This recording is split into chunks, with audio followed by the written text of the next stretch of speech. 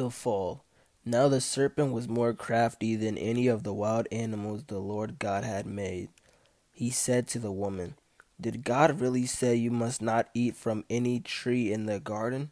The woman said to the serpent, "We may eat fruit from the trees in the garden, but God did say, 'You must not eat fruit from the tree that is in the middle of the garden, and you must not touch it or you will die.'" "You will not certainly die," the serpent said to the woman, "for God knows that when you eat from it, your eyes will be open and you will be like God, knowing good and evil." When the woman saw that the fruit of the tree was good for food and pleasing to the eye, and also desirable for gaining wisdom, she took some and ate it. She also gave some to her husband who was with her, and he ate it.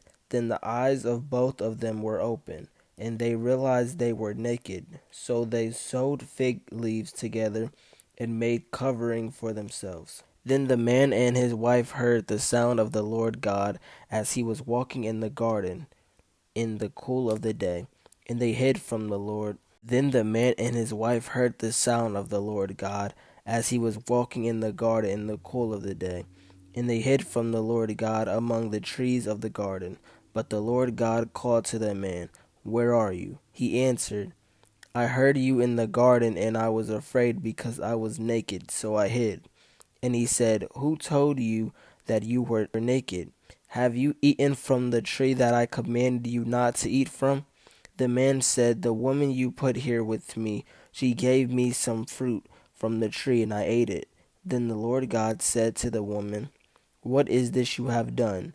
The woman said, "The serpent deceived me, and I ate."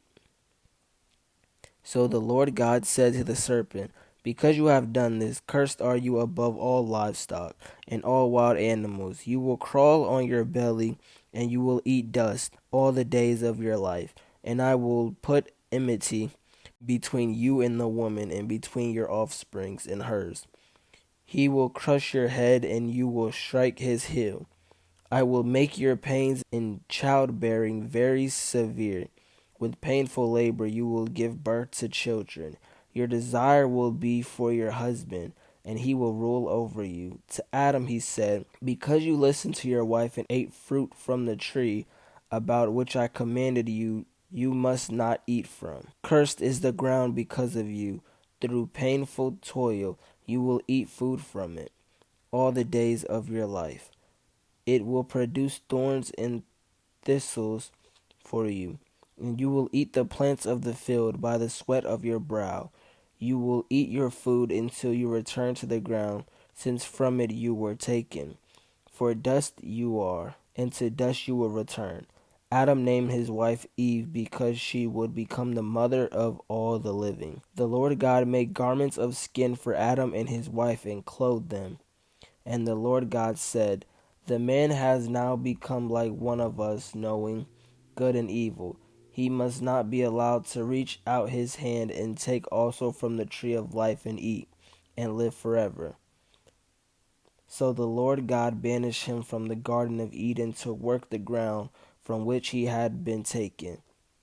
After he drove the man out, he placed on the east side of the Garden of Eden cherubim and a flaming sword flashing back and forth to guard the way to the tree of life.